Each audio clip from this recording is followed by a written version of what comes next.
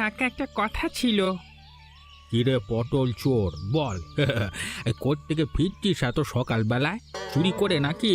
সারা জীবন চুরি করি কাটিয়ে দিলি, বল। হ্যাঁ না গো, কালকে সারা রাত নদীর ধারে বসে কথা ভেবেছি যে এবারে চুরি করা ছেড়ে দেব। দিনকে দিন ধরা পড়বার ভয় বাড়ছে, তার উপরে মোড়লের করা ব্যবস্থা, প্রাণ হাঁপিয়ে উঠছে একেবারে। সত্যি করে বল তো, আবার কি ফোন দিয়ে আসছিস? কাকা, সত্যি বলছি, ফোন দি না, ব্যবসা। ভাবছি একটা মাছের হোটেল খুলবো, সাধারণ মানুষ খেয়ে উপকার পাবে, তাছাড়া আমিও ভালো পথে আসতে পারবো। বাবা, এ তো দেখছি সত্যি চোরের সাধু হওয়ার বুদ্ধি জেগেছে। তা বাচ্চা বল দেখি, এত টাকা পয়সা কোথায় পাবি? অনেক কষ্ট করে কিছু টাকা পয়সা জমিয়েছিলাম, আর তাছাড়া তোমাদের আশীর্বাদ আছে তো কাকা। বলো, আমাকে আশীর্বাদ দেবে না? আমি চোর হলেও এই গ্রামে একমাত্র তুমিই আমাকে ভালোবাসো। আমি তো তোকে এর আগেও বলেছি ভালো পথে আসতে। এখন যখন ভালো পথে আসতে চাইছে তখন খুশি হওয়ারই কথা আমার। ঠিক আছে, তোর ভালো হোক মঙ্গল হোক এটাই চাইবো। তোমার পা ছুঁয়ে একটা প্রণাম করব কাকা। থাক থাক, অত নাটক দেখাতে হবে না আর। আগে যা বলছি সেটা করে দেখা বাস্তবে, তারপর না হয় আমাকে অত সম্মান দিবি। ঠিক আছে, তাই হবে। দুনিয়া দেখে নেবে, এই পটল চোর মহাদেব শুধু চোর নয়, এখন থেকে সে ব্যবসায়ীও। হ্যাঁ।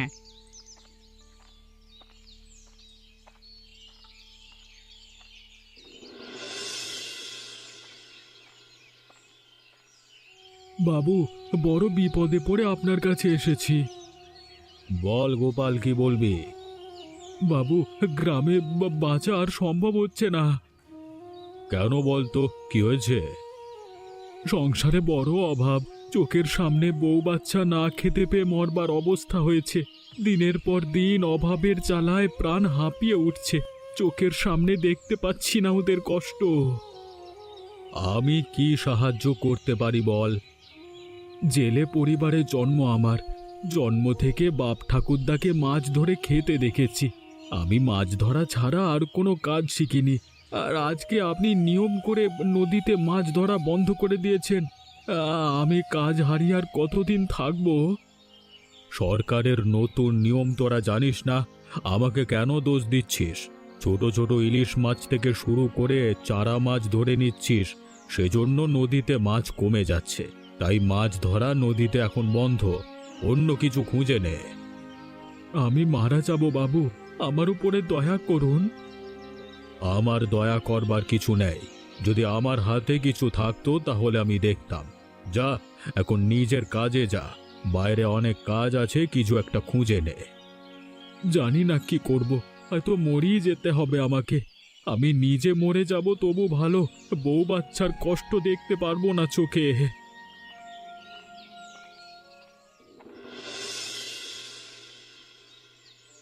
জীবনে প্রথমবার দেখলাম চোর সাধু হয়েছে। আর শুধু তাই নয়, গ্রামের উপকার করছে। সস্তা মাছের হোটেল বানিয়ে আমাদের মতো গরিব খেটে খাওয়া মানুষদের উপকার করেছে। রান্না বান্নাও খুব ভালো হয়েছে ভাই তোমার।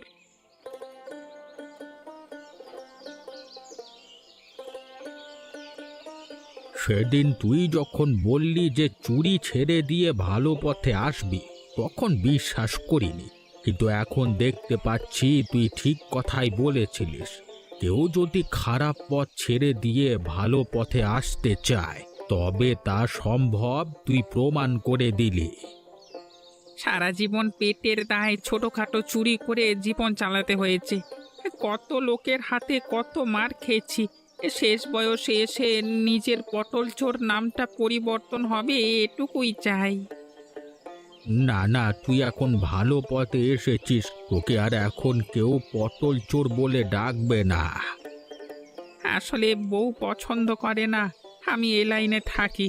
দুদিন পর হয়তো বাচ্চা হবে, তখন আমার বাচ্চাকে কেউ চোরের বাচ্চা বলে ডাকবে, সেটা কি আমার ভালো লাগবে বলো? সাধু সাধু, এতদিন এই গ্রামে থেকেছি, কিন্তু সত্যিকারের একটা ভালো মানুষ দেখছি এই প্রথম। এই তোমরা শোনো, যত যাই হয়ে যাক তোমরা এই হোটেল ছাড়বে না। প্রথমত তোমরা এর থেকে সস্তায় আর কোথাও খেতে পাবে না। আর তাছাড়া একজন ভালো পথে যখন আসছে তখন তাকে স্বাগত জানানো উচিত। আমরা রোজ এই চোরের টাটকা মাছের হোটেলে আসবো।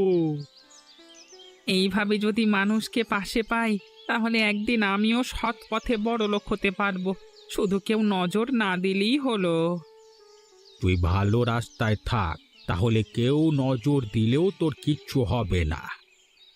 যে একবার খারাপ পথে পা দিয়েছে সে জানে যে খারাপ পথে পা দেওয়া কত খারাপ। তাই আমি আর কোনো দিন ওই সব দিকে ফিরেও তাকাবো না। দে দে, ভালো রাস্তা যখন এসেছিস তখন আনন্দ করে আমাকে তোর মাছ ভাত খেতে দে।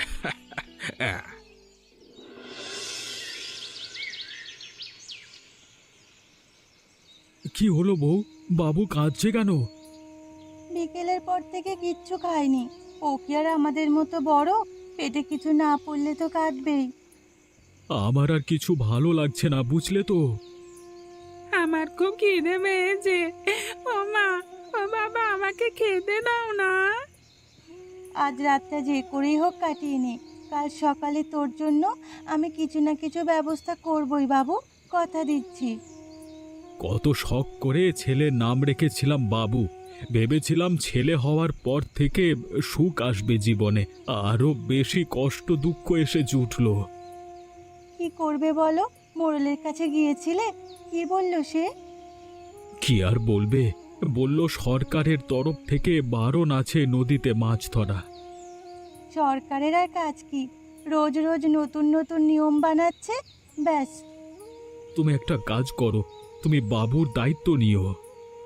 কি সব উল্টোপাল্টা কথা বলছো তুমি? আমি জানি না কি করব, ভালো লাগছে না বেঁচে থাকতে। এই জীবনে কুলকিনারা পাচ্ছি না কিছু। একদম বাজে কথা বলবে না, দেখবে সব ঠিক হয়ে যাবে। আমরা তো আছি, দুজনে মিলে সব কিছু ঠিক মানিয়ে নেব। ভেবে দেখি কি করব।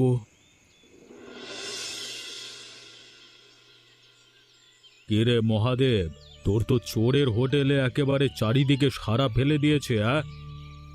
আপনার কৃপায় বাবু।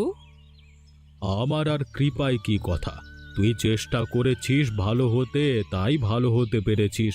কিন্তু যতদিন এরকম ভালো থাকবি ততদিনই মঙ্গল। একবার যখন ভালো রাস্তায় এসেছি তখন আর খারাপ পথে পা বাড়াবো না বাবু। ভালো কথা। আরে এখন তো দেখছি শুধু আমাদের গ্রামে নয়, পাশের গ্রাম থেকেও লোকজন আসছে তোর সস্তা হোটেলের লোভে। আজকে আপনি দয়া করে পায়ের ধুলো দিয়েছেন, তাতে আমার হোটেল আরও ভালো চলবে।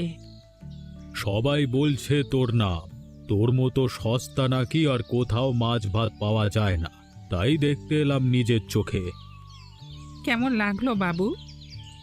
অবাক হয়েছি। আমাদের পটল চোর যে চাইলে এত বড় একটা কাণ্ড করে ফেলতে পারে সেটা চোখে না দেখলে বিশ্বাসই হতো না। শেষবার ধরা পড়ে কি মারটাই না খেয়েছিলিস চুরি করতে গিয়ে।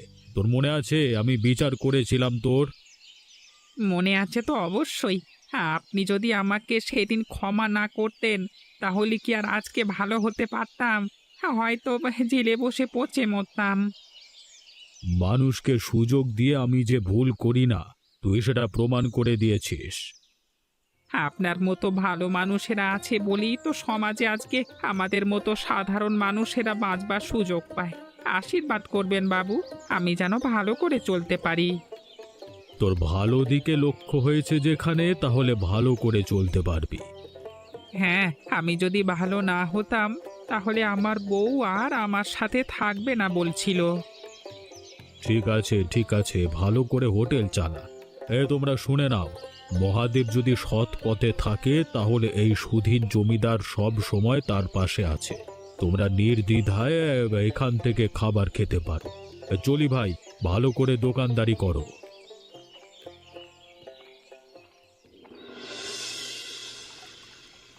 সবাই ঘুমিয়ে পড়েছে বাড়িতে, এটাই একমাত্র একদম মোক্ষম সুযোগ জীবন বিসর্জন দেওয়ার। আর আমি পারছি না এই জীবনের বোঝা বয়ে বেড়াতে। এখানেই শেষ করে দেব সবকিছু।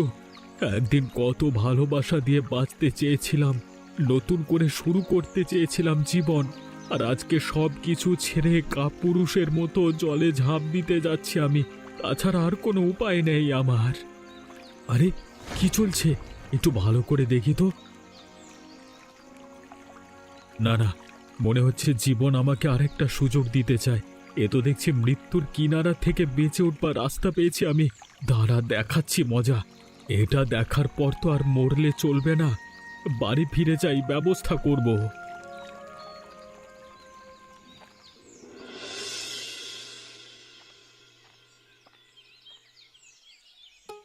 সারা রাত কাজকর্ম করে এইসবে ফিরলে? এমন করে কথা বলছে যেন আমি কোনো অপরাধ করতে গেছিলাম। তুমি কি করতে গেছিলে আমি জানি না। দেখো, আমি যা করি সব তোমাদের ভালোর জন্যই করি। সংসারের ভালো কথা ভেবেই আমায় এসব কিছু করতে হয়। আমি তো জানি তোমাকে, তুমি কোনোদিন শোধরাবার লোক নও। কেন, এখন লোকের ঘরে চুরি ছেড়ে এই যে মাছের হোটেলটা করেছি, তাতে তোমার পোষাচ্ছে না? আর কি করব শুনি? কিন্তু সেটাও যে কোন পথে করেছো সেটা তো আর আমাকে বলে দিতে হবে না।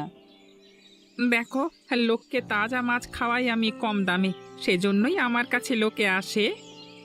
আর সেই মাছগুলো কিভাবে আসে? রাতের বেলা তুমি কোথা থেকে মাছ নিয়ে আসো আমি জানি না। একবার ধরা পড়লে কিন্তু আমাদের জীবন শেষ হয়ে যাবে। আমি গ্রামের আর আমাদের পরিবারের ভালোর জন্যই করি। গ্রামে কোনো দিন কারোর এর আগে বুদ্ধি হয়েছিল এত সস্তায় একটা মাছ ভাতের হোটেল খুলবার? এখন ভালো কিছু করতে গেলে বাঁকা পথ তো ধরতেই হবে। ভালোর জন্য বাঁকা পথে কোনো অসুবিধে নেই। সুবিধে অসুবিধে তুমি কি বোঝো? কেন তুমি সাধারণ মানুষের মতো একটা সহজ সরল জীবনযাপন করতে পারতে না? তুমি বলেছিলে আমি লোকের ঘরে চুরি করি, সেটা তোমার পছন্দ নয়, তাই আমি লোকের ঘরে চুরি করা ছেড়েছি। আমি তোমাকে চুরি করা ছাড়তে বলেছিলাম, সেই চুরি করা এখনো তুমি পুরোপুরি ছাড়তে পারোনি। সুতরাং আমি যে তোমার উপরে এখনো খুব খুশি সেটা কিন্তু মনে করো না। তোমাকে খুশি করতে করতে এবারে আমাকে মরে যেতে হবে। তার থেকে ভালো বেশি বকো না, আমাকে এখন হোটেল খোলবার জন্য যেতে হবে। সারা রাত অনেক কষ্ট করে তাজা মাছগুলো দিয়ে এসেছি হোটেলের জন্য। সরে যাও, আমাকে ভেতরে যেতে দাও।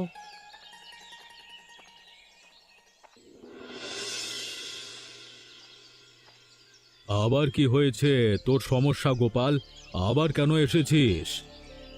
বাবু, আপনি যা বিচার করেন এতদিন জানতাম সবার জন্য সমান বিচার করেন, কিন্তু এখন দেখছি যে আপনি পক্ষপাত দুষ্ট। হ্যাঁ, তোর এত বড় সাহস, তুই আমাকে পক্ষপাত দুষ্ট বলিস?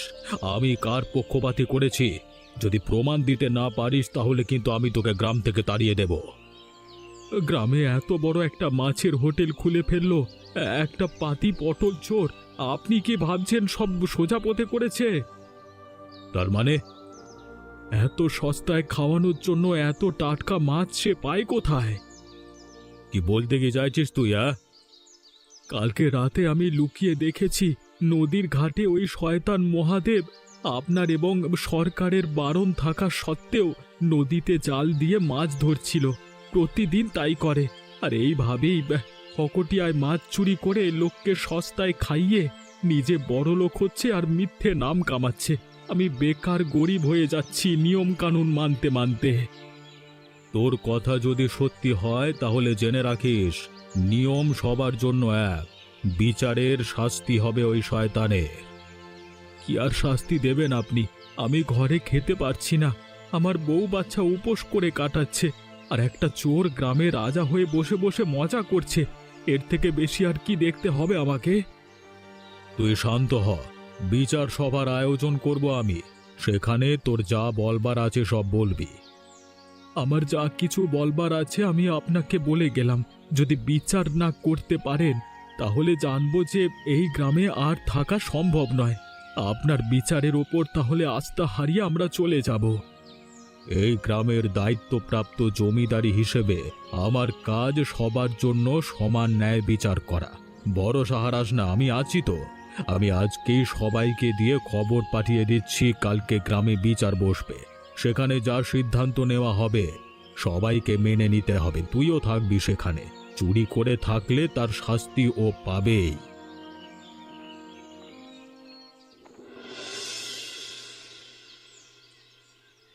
তোমরা সবাই শোনো, এই আদালতের মূল উদ্দেশ্য হচ্ছে সমান বিচার করা। আইন সবার জন্য সমান, সেই ন্যায় বিচার করতেই আজকে আদালত ডাকা হয়েছে। কিন্তু বাবু, তার জন্য আমার হোটেল বন্ধ করে দেওয়ার কি মানে? চুপ কর চোর, তোর জন্যই ডাকা হয়েছে এই বিচার সভা। তার মানে? তোমরা সবাই শোনো, এই শয়তান পটল চোর মহাদেব এখনো চুরি করা ছাড়েনি। আগে লোকের ঘরে চুরি করত, আর এখন এই হোটেল করার নাম করে নদীতে মাছ চুরি করছে। রোজ রাতের বেলায় নদীতে মাছ চুরি করে বিক্রি করে তোমাদের কাছে, আর সেই চুরির মাছ তোমরা সস্তা ভেবে খাও। বাবু কি বলছেন কি বাবু? একদম কথা বলবি না তুই। গোপাল সব দেখেছে, ও সাক্ষী। এই গ্রামে আমার মতো ভালো মানুষ যে কিনা মাছ ধরতে জানে, আর আমাকে মাছ ধরতে দেওয়া হচ্ছে না। অভাবে আমার সংসার ভেসে যাচ্ছে, আর একটা চোর কিনা রোজ রাতের বেলায় সরকারকে, জমিদারকে বুড়ো আঙুল দেখিয়ে মাছ চুরি করছে নদী থেকে। এর বিচার চাই। বাবু, অনেক কষ্ট করে ভালো পথে এসেছি, আমার কাছ থেকে বেঁচে থাকবার এই শেষ উপায়টা কেড়ে নেবেন না। আমার কিছু বলবার আছে। কি বলবে তুমি? চুরি করুক আর যাই করুক, আগে মানুষের ক্ষতি করবার জন্য করত, এখন মানুষের ভালো করবার জন্য করছে। ওর আগে কেউ এ গ্রামে এত সস্তায় খাওয়াতে পেরেছে, কিন্তু ও পারছে। তাই গরিব মানুষের স্বার্থে ওর হোটেল বন্ধ না করবার আর্জি জানাচ্ছি আমি। যদি ওর হোটেল বন্ধ না হয়, তাহলে আমাকেও মাছ ধরতে দিতে হবে। আইন অমান্য করে কোনো কাজ করা যাবে না। আজকে থেকে হোটেল বন্ধের আদেশ কার্যকর করা হলো। বাকি তোর শাস্তি পরে হবে মহাদেব। তোকে আমি এবার দেখে নেব মহাদেব।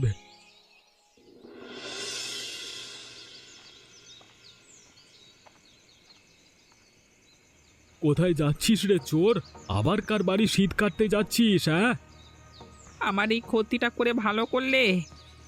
তুই চোর হয়ে বড়লোক হয়ে যাবি, আর আমি সৎ হয়ে রাস্তায় পড়ে থাকবো, এটা তো হয় না। আমি কি কারোর ক্ষতি করছিলাম বলো? দেখ, চোরের মায়ের বড় গলা দেখাবি না। নিজের সংসার বাঁচাতে গিয়ে তুমি আমার সংসার ভাসিয়ে দিলে। কেউ এর বিচার না করলে ওপরওয়ালা করবে। তবে রে, আবার বড় বড় কথা। তুই বড়লোক হয়ে যাবি আর আমি গরিব হয়ে থাকবো, সেটা আমার পোষাবে না।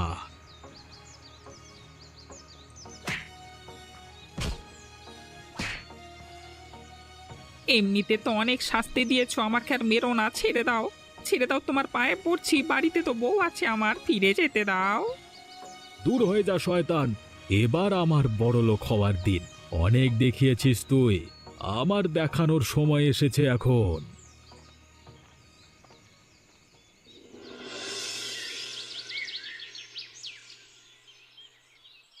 না না, গোপাল, যেটা হচ্ছে সেটা ভালো হচ্ছে না। কিছুতেই এরকম গ্রামের মধ্যে রক্তক্ষয় মেনে নেওয়া যায় না। এই গ্রামের মানুষেরা বোকা বাবু, তাই ওই চোরের কথায় নেচে আপনার বাহিনীর ওপরে আক্রমণ করছে। কিন্তু আমি তো এটা বুঝতে পারছি না যে হঠাৎ করে ওই পটল চোরের দিকে সবাই এত বেশি ঝুঁকে পড়ল কি করে। কারণ ওই পটল চোরের পেছনে আছে জনার্দন। ও সবাইকে উস্কে বলেছে যে প্রতিবাদ না করলে গরিব মানুষের জন্য খোলা চোরের সস্তা মাছের হোটেল বন্ধ হয়ে যাবে, আর লোক সেটা ভেবেই ঝামেলা করছে। কিন্তু যেটা নিয়ম সেটা তো মেনে নিতেই হবে সবাইকে। সেটা আপনার দায়িত্ব। কিভাবে আপনি মানাবেন? এইভাবে মারামারি করবার চেয়ে একটা আলোচনার মধ্যে আসতে হবে। আপাতত থামিয়ে কালকে জনার্দনের সাথে আমি একবার আলোচনা করব, তারপর যা সিদ্ধান্ত নেবার নেব। যাই সিদ্ধান্ত নেবেন, যেন চোর মাথা তুলে দাঁড়াতে না পারে সেটা দেখবেন। তুই চিন্তা করিস না, আমরা থাকতে কোনো অবিচার হবে না। বলো জনার্দন, তুমি কি বলতে চাও? আপনি আইন বোঝাচ্ছেন সেটা ঠিক আছে, কিন্তু গরিব মানুষের দিকটা তো দেখতে হবে। আমি এতদিন জমিদার আছি, কোনো দিন কোনো সমস্যা হয়নি, আর আজকে হঠাৎ তোমার মনে হচ্ছে আমি গরিবদের দিকটা দেখছি না? যদি দেখতেন তাহলে একটা মানুষ ভালো হবার চেষ্টা করছে, গরিবের জন্য বাঁচার চেষ্টা করছে, তারও সংসার আছে, সেটা আপনি বিবেচনা করতেন। যদি ভালো হবার মহাদেবের এতই ইচ্ছে হয় তাহলে অন্য কোনো উপায় ভালো হোক। চুরি করা মাছের হোটেল বেআইনি, ওটাকে বন্ধ রাখতে হবে। যদি আপনি ওই হোটেল বন্ধ করেন তাহলে গরিব মানুষের প্রতিরোধের জন্য প্রস্তুত থাকুন। তুমি কি আমাকে হুমকি দিচ্ছ? আমি মানুষের মনের ভাব জানিয়ে দিচ্ছি। তুমি কি সবার নেতা হয়ে উঠেছো নাকি? গ্রামের মানুষের যা ভাবনা তারা ভাববে। তোমাকে অত দাদা হয়ে উঠতে কে বলেছে? কারণ আমি সমাজের ভালো চাই। যে নিয়ম মানুষের ক্ষতি করে সেই নিয়ম বদলানো দরকার। তুমি তোমার ভাবনা নিয়ে থাকো। আমি শেষবার বলে দিচ্ছি, কোনো রকম মারামারি চলবে না, আর ওই হোটেল খোলাও চলবে না। এখন তুমি আসতে পারো।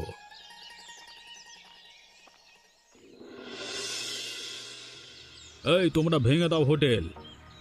বাবু আপনার পায়ে পড়ছি, এরকম করবেন না। আমি জানি আমার বর ভুল করেছে, কিন্তু তা বলে এই হোটেল থাকলে সবারই তো ভালো হতো। এটা বোঝার চেষ্টা করুন। আমরা না হলে পথে বসে যাব। চোরের প্রতি আবার দয়া? কই রে, তোরা ভাঙলি হোটেল?